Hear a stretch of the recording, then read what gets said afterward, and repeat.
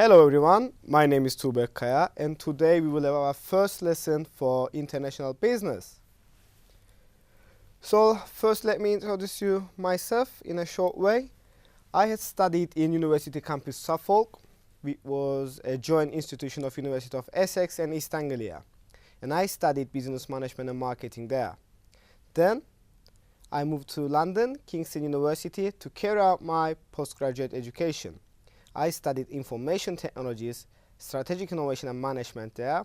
And later on I decided to come back to my country, lovely country, and since then I am doing my PhD studies on innovation and knowledge management, which is my almost final year. I am on my thesis and I am lecturer since then at the Faculty of Economics and Administrative Sciences. So, if you would like to get more information about the academic research I have done, you can check out my ResearchGate, and for any inquiries within the lectures you have, you can send me an email anytime you need. If you look at the core text, this is this lovely book, so you can find it online or in other places libraries. This is from Hill. It's International Business Competing in Global Marketplace, and you will find it useful, and the slides will be related this book. So if we look at our daily objectives, we need to first understand what is international business and how this concept emerges, what happened before, and what are the triggers of the international business concept, which is mainly globalization. Later on, we will have insight, deep understanding of the fields, and we will look at the strategic challenges against the concept of the international business, and mainly against what are the against factors of the globalization. So, probably you heard the term before. Everybody is saying that we now live in a globalized environment, and if you look at the definition, it is the shift toward more integrated and interdependent world economies. So beforehand, economies used to be within their nations. Trade, export and imports used to be limited, but nowadays the devices we use, the products we buy can come from any country. So if you look at this device, you can tell this is an Apple product. It is designed in USA, produced in China, and now from Cyprus I can use it anytime when I need. So we live in integrated economies, and we will see how this international business concept started. Firstly, we will have globalization of markets. So historical wise, it's merging of distinct and separate nations, and then we have a huge one global marketplace. And you can think about the trading blocks for this example, like European Union. So it's formed in order to protect the raw materials. It started within the coal. Then now we have the largest membership of the world. Even some countries start to move out from the Union. Still, this is the largest trading bloc and largest global marketplace. And we also have globalization of production. So you can source goods and services from locations around the world, and you can take advantage of national differences in the means of cost and quality when the factors of production are considered. So let me give you another example. If you look at factors of production, it's land, labor, capital and enterprise. So we can carry on the example with the Apple case. Apple is a US company, and it is one of the largest multinationals, which I will examine in later on in the slides. So the labor force, yes, they have their headquarters in Ireland because of the tax savings and issues. So their headquarters in Ireland, which is the far end of Europe. And also they have spaces, I mean any other centers within the USA, but their production is mainly in China. And what do you think the reason behind this is the cheap labor force? As because of the population, the Chinese, there is high rates of unemployment, and many population, a much number of population which has already ready to become employed, so the wages are really low. So they take the advantage of having cheap labor force from the China. Same was if you look at the clothing industries, you can think about Zara. The production is mainly in India, Bangladesh or Turkey because the production costs are lower when it is compared within the Europe. So before this globalization concept arises, there needs to be some trigger of it, and this is the emerge of global institutions. So first, the countries come together and decide, let's have an agreement on tariffs and trade. And tariffs is a tax imposed on the products and services, where I will explain within the graphs in upcoming slides.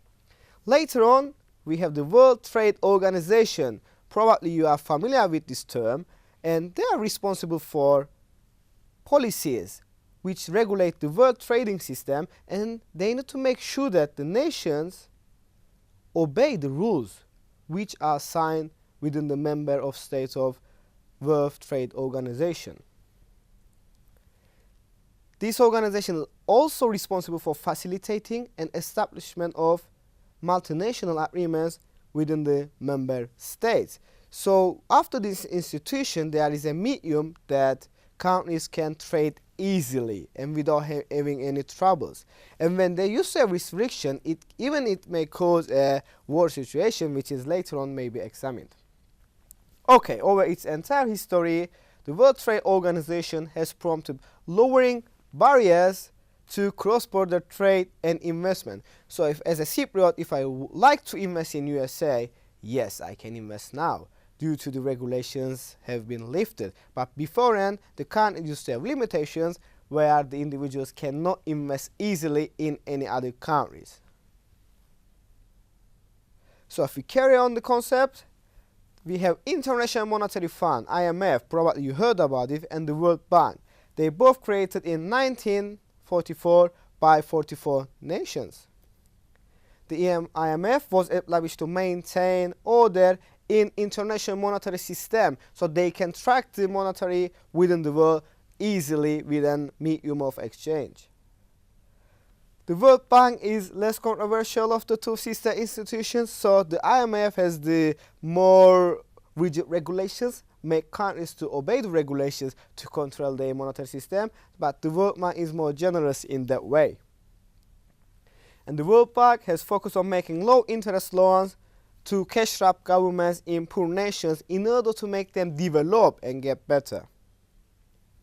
And most of these infrastructure investments to make the countries more advanced in the technological wise, health wise, and education wise. And if we carry on, United Nations, a famous one of the institutions, still they are in Cyprus since 1960s. They are established in October 24, 1945 by 51 countries. When they come together and sign, they said that we are committed to have peace throughout international cooperation and within the security line of the countries. Another one, G20, is formed from finance ministers and central bank governors, because you know the finance and the bank of governors determine all money related issues of the largest 19 economies. As I already mentioned, the representatives from the EU also join, so finance representative and European Central Bank representative join G20 to take decisions on global approach, because the decisions they take affect other nations as well. So all these institutions were created by voluntary agreement between individual nation states, and their functions are enshrined in international treaties.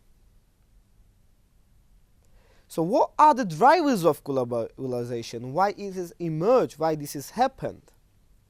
So we already mentioned about declining trade and investment barriers. As the barriers decreases, people become more easy to transfer goods, buy goods from another country they like, and it was a trigger for globalization. International trade occurs when a firm exports goods and services to consumers in another country. So if you watch this video from Germany or France, it becomes an export of a service. So even we can have now international trade within our online systems, which I will mention in a minute.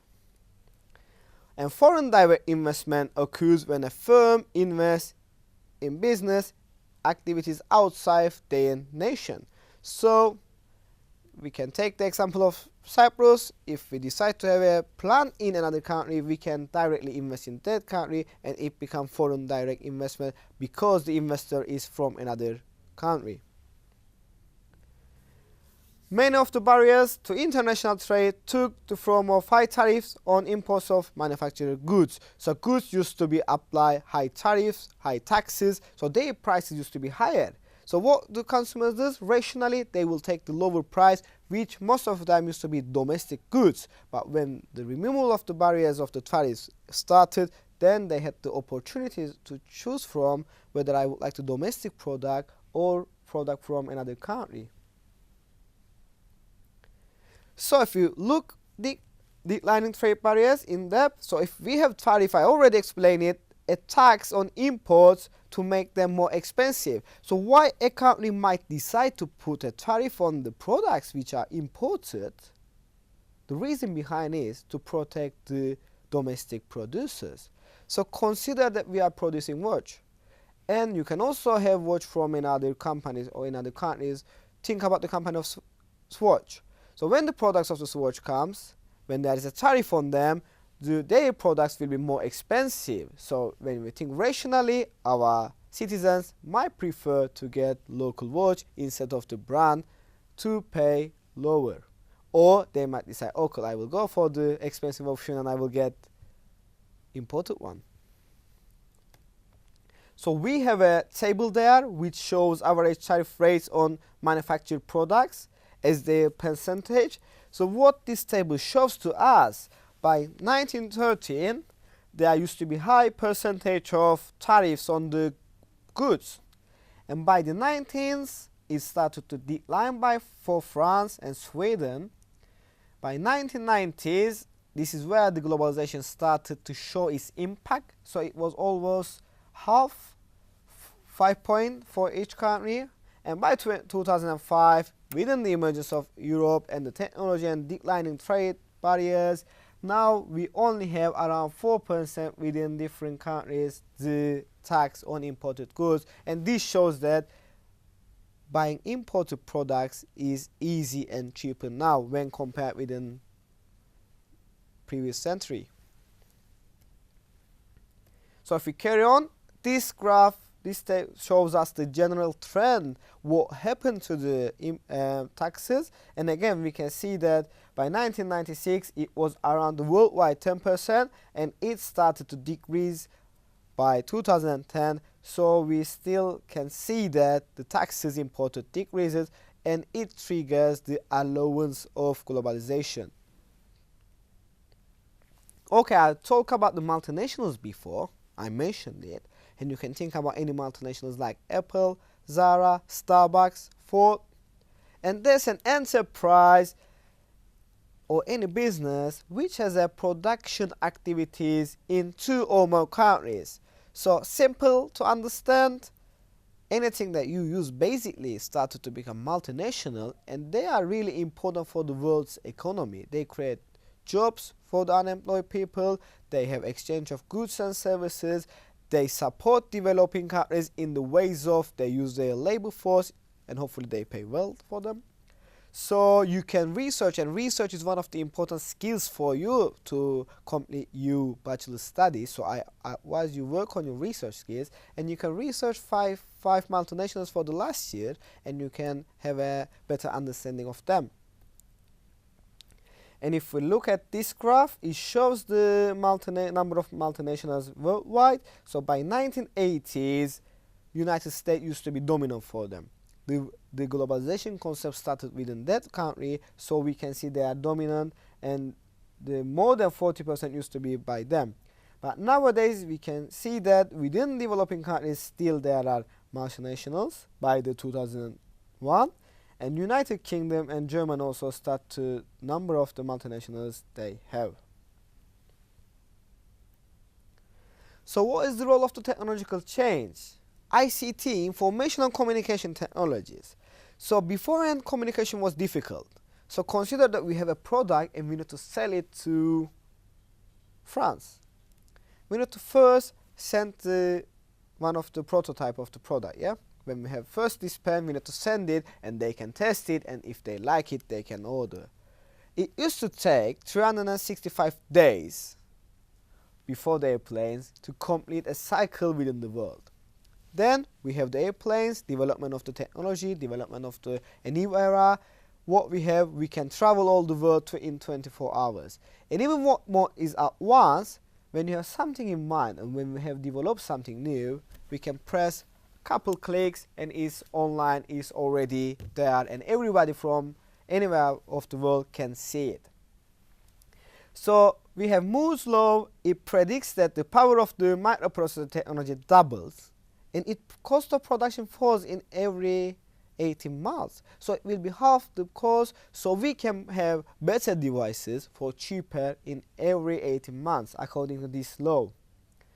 Internet and the World Wide Web, you know, www.anythingthat.com, you can see, you can search, you can Google it, and we have new era of communication. So by the internet, what we have, e-commerces, and we already mentioned about the transportation technology. We can now transport goods easily.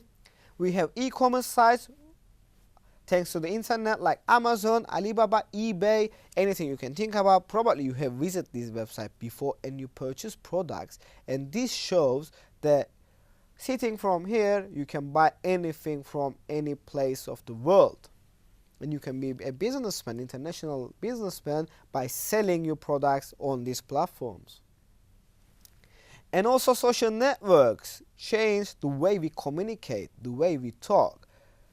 I'm not going to give too much explanation on it because you already know what social networks are, but they become more dominant than our mobile phone communications. Rather than talking, we are on the social media, we can talk from there.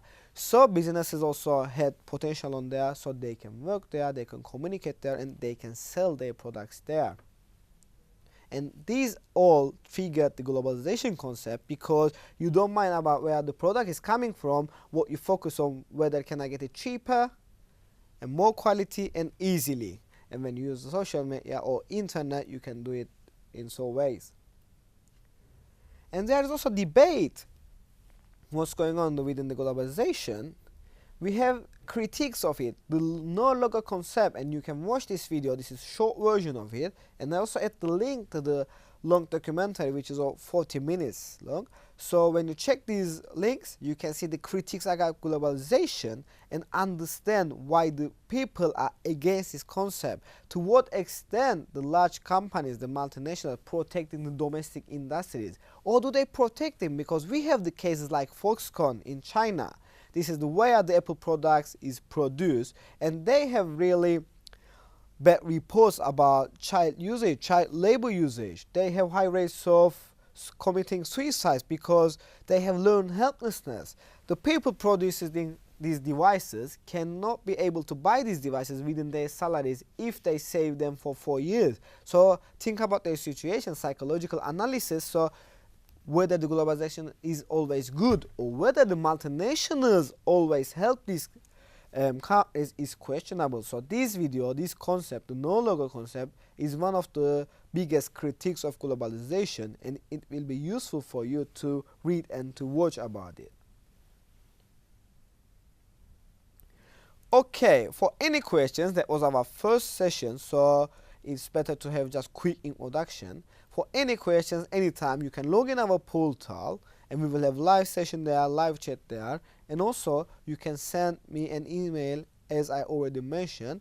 Hopefully you will find it useful. Do not forget to make your research about the critiques of the globalization and about the other concepts, the multinationals, who are they, which companies are they, how many people they employ, and don't forget the emergence of the globalization, and also start to think about what effect does it have on our daily life.